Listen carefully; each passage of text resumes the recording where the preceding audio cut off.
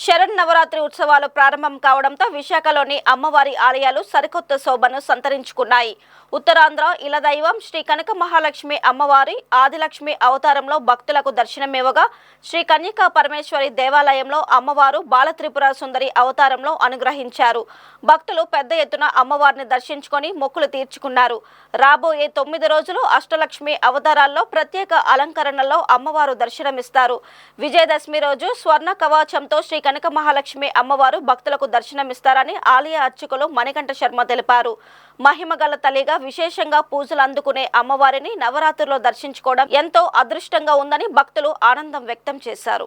విశాఖపట్నం బురుజుపేటలో వెలిసిన శ్రీ శ్రీ కనక మహాలక్ష్మి వారి యొక్క అనుగ్రహం మీద నాటి నుంచి దేవీ శరన్నవరాత్రులు ప్రారంభమయ్యాయి. ప్రథమం శైలపుత్రి చ ద్వితీయం బ్రహ్మచారిణి అన్నట్టు అమ్మవారు విశేషంగా అష్టలక్ష్మి స్వరూపంగా అవతారాన్ని రోజుకొక ఆదిలక్ష్మి, ధైర్యలక్ష్మి, ధాన్యలక్ష్మి అని చెప్పి విశేషంగా 9 రోజులు కూడా 9 విభాగాలుగా అమ్మవారి అలంకరణ విశేషంగా చేయబడుతున్నది.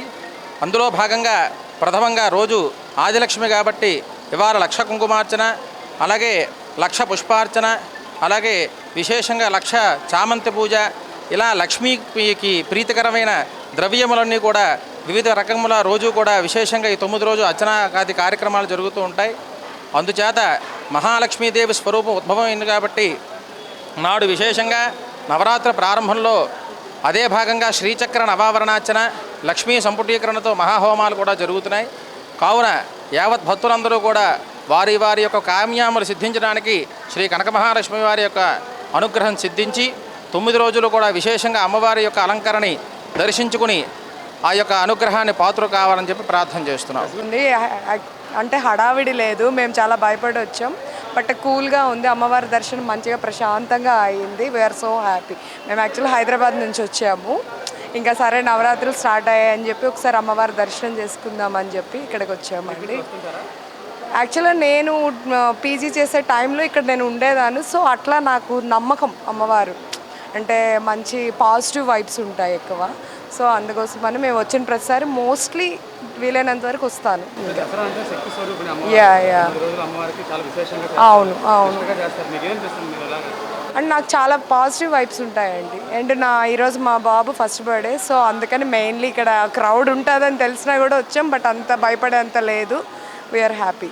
శరన్నవరాత్రి ఉత్సవాలు ప్రారంభమయ్యాయి కదా, అమ్మవారి వైభవం ఏంటి, అసలు ఇంటికి భక్తులు ఎంతమంది వస్తారు, ఏం కోరుకుంటారు ఏంటంటే ఈ నవరాత్రులు ఏంటంటే 9 రోజులు కూడా అమ్మవారు 9 అవతారాలుగా ఎత్తుతారు. ఇవాళ ఏంటంటే మనకి విజయవాడలో అయితే బాల త్రిపుర సుందరి అవతారం ఉంటుంది, ఇక్కడేమో ఆదిలక్ష్మి అవతారం ఉంది. ఏంటంటే ఒక్కొక్క అవతారం నాడు ఒక్కొక్క నైవేద్యం అమ్మవారికి పెట్టి దానికి బదులుగా ఏంటంటే అమ్మవారు ఆ కరుణతో మనకి బోల్డ్ కృప చేస్తారన్నమాట.